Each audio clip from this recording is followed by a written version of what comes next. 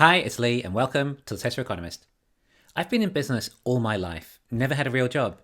I've never even considered it. I have a passion for business. I wouldn't have considered anything else. But I have to also admit I have been fortunate enough to have the opportunities to allow me to pursue this. Equally, I've seen others with far greater opportunities than me waste them away. But I do love business. As a result, I look at Tesla through the eyes of if it was indeed my own business, and how happy am I with everything that is going on as a whole, rather than a fickle valuation that fluctuates continually based on the madness of crowds. It's the business fundamentals that matter for us long-term investors. I'd just like to discuss the elements of the company from various angles of how I see it as a business and how important Tesla's insider knowledge is, or intellectual property. Firstly, let's discuss China and what it means to Tesla as far as the business is concerned. Sure, China is the largest auto market in the world, and EVs too, but only by numbers. The US still spends more on autos in total when it comes to dollars, resulting in a higher average selling price. Due to lower budgets when it comes to autos for the Chinese, and a lower GDP per capita, it means there are actually fewer consumers that can afford a Tesla in China compared to the US, or even Europe. This is why Tesla mainly sells lower cost LFP versions of their vehicles in China, and doesn't cheapen the US market by offering a standard range Model Y. In fact, the same goes for EVs in general. There's a minimum cost to produce an EV, meaning they instantly have a higher entry price compared to ICE. On top of that, the long game for Tesla is robotaxis. That's where the real money is. Robotaxis may be harder for Tesla to get regulation passed through the CCP when compared to various states in the US. That's where the big money is. Despite such massive profits with the vehicles, robotaxi potential towers over vehicle sales. But China has done a lot for Tesla, and equally, Tesla's done a lot for China. As a result, Tesla now has a much better operating margin, economies of scale, and has learned a lot more about manufacturing that can be utilized in new factories. Without China, Tesla may only be worth around $100 or $200 billion today. That's a big difference. China's not the make or break of Tesla though. It was simply a great opportunity to give us a massive boost. But China is the past, and 4680s are the future. Now, Tesla has amassed a lot of knowledge and experience from operating in China, and it has given the company tremendous growth, whilst they're relentlessly refining their 4680 production lines. Once these cells are in high volume production, China's importance to the company will quickly dwindle, with Elon talking about 1,000 gigawatt hours a year just in the US.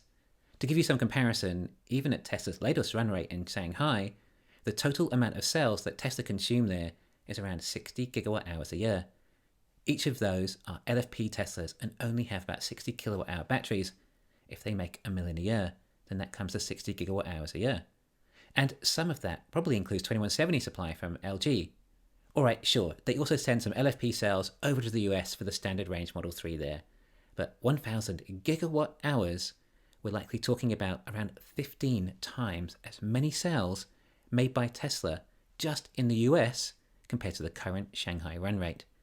Presumably far more efficient cells going into more profitable vehicles, especially if many of these are earmarked for a much lower cost, lighter, smaller Tesla.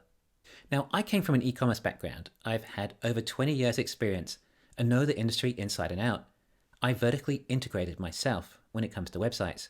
I started with design, then marketing, and eventually coding and servers. I have no limiting factors when it comes to starting any new e-commerce business. I can do everything myself and not dependent on any third parties. Remind you of anyone? I knew the industry. However, I still had a business that went under. I was too beholden to the Google algorithm gods, and for about 10 years I had beaten them at their own game. But eventually, they made it too hard for the little guy to compete with the corporations. I had to start over again. Or not entirely. My dad still had his company in the UK, which wasn't in particularly great shape at the time. It did have a basic e-commerce website though. Now, I had enough insider knowledge to analyze this website, and it was clear to me that there was some serious potential here. To explain quickly, basically each visitor was worth, e.g., $1.50, and the cost of each visitor was $1 in advertising. I figured there was a lot of potential to increase conversion rates. If I could convert twice as many visitors to sales, then each visitor would then be worth $3, yet would still only have to pay $1. The profit per visitor would increase from 50 cents to $2, 4 times as much profit. But not only that, it means that we could pay more for visitors, and even spending twice as much at $2 a visitor, there was still $1 profit, thus resulting in more profit and more visitors. There was a lot more to it than that, and these numbers are just indicative, but it was my insider industry knowledge that was able to understand what the real potential here was. And don't get me wrong, it was still a lot of work having to build a brand new custom e-commerce website from scratch solely around better conversion rates. Entirely first principles design, nothing else was compromised. And of course, as I was vertically integrated, the designers or programmers couldn't change my vision, as they were me. It was solely focused around conversions. The look and feel was second. As for the code, it was all about website speed, as the faster a site loads, the better it converts. Long story short, 10 years later, the revenue is up about 5-fold, and it became very profitable. Now, Tesla has similar knowledge in their industry. For starters, the vehicle had to be designed around cost. It needed to get below parity of an ICE vehicle if electric had a chance to be the future and make the transition. The biggest cost for EVs being the battery, therefore meant that the car had to be designed around getting as much range from the battery as possible, which means drag coefficient needed to be the best it could, along with the overall weight of the vehicle, and design would come second. Then the motor needed to be as efficient as possible, and all other things Tesla do in order to get as much range as possible from the batteries.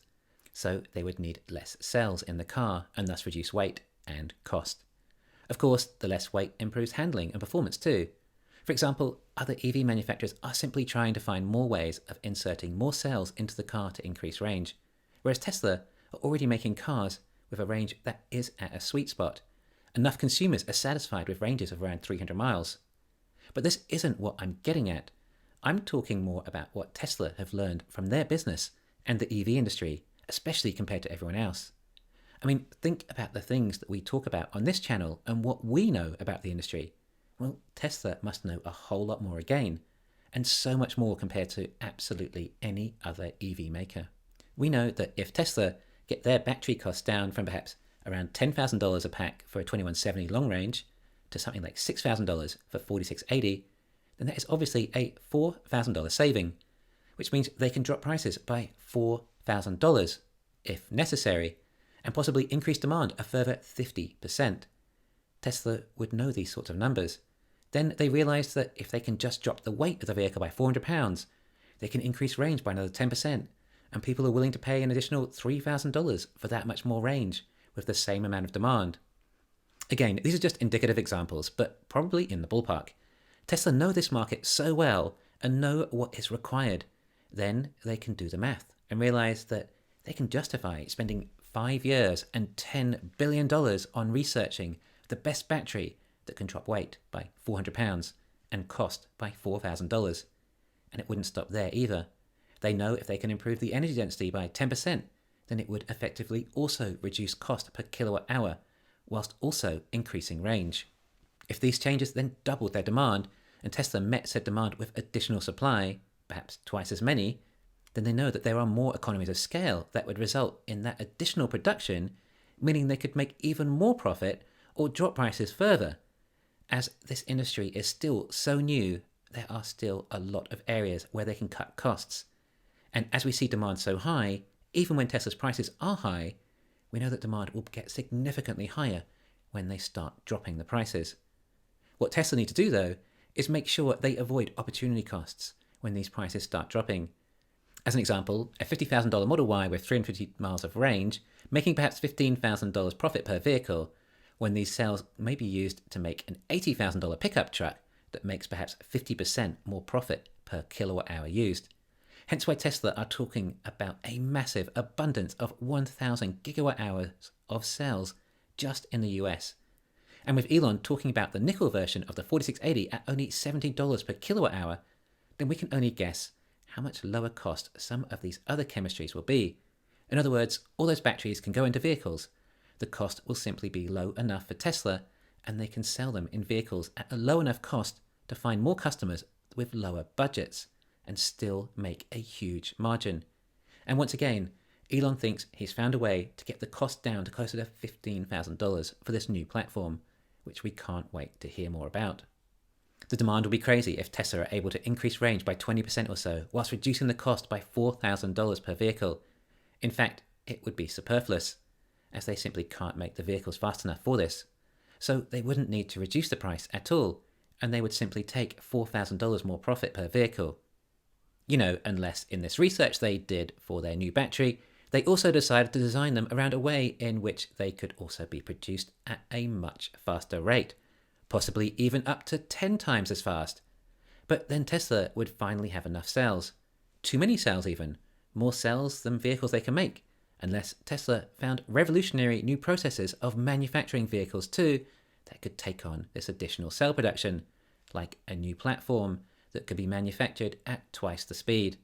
Therefore, Tesla gets to dictate how the EV industry will be. EVs are not a free market without competition. Hence why Tesla has this power to essentially force people to share their cars and increase the value of the vehicles by 5-fold. Tesla will be able to make EVs for around $15,000 each.